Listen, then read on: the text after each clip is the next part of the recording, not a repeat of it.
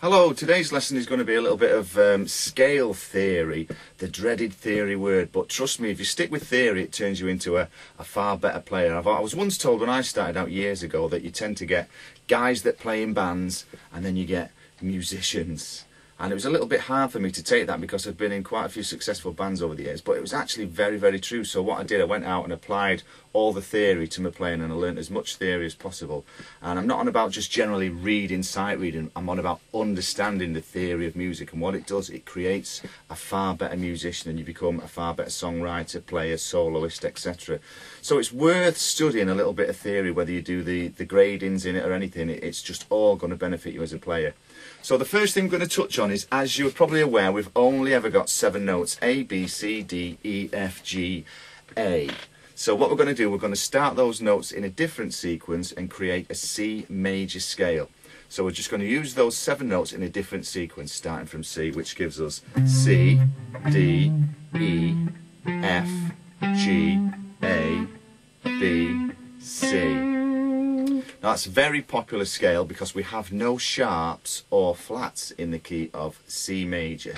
Now it also has a relative minor key as well, which is A minor, which are the same notes again, but starting on an A, which would give us A, B, C, D, E, F, G, A. We'll come to the relative minor in a later video, but what we're going to do, we're going to take these 7 notes from the C major scale and remove 2 of them and turn it into a 5-note major pentatonic scale. Now this is something that sort of confuses a lot of people. They all play pentatonic shapes and pentatonic boxes and patterns, but they don't basically understand what it's all about and where it's going to and where it's come from and how it can develop into other things for you.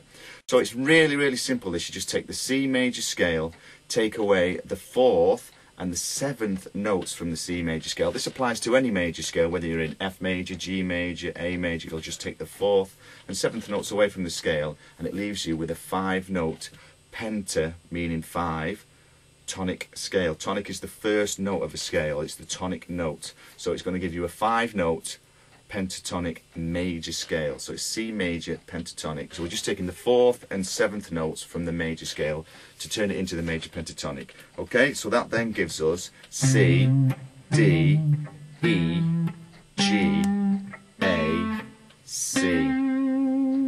Very popular scale to use. Try it, apply it in different keys and see whether you can work it out in, say, F major, G major, D major or anything like that. You know, just swap the shapes around and take the 4th and 7th notes off and see what you can come up with. You can come up with some great little runs and little patterns just using those 5 basic notes. Okay, we'll see you soon.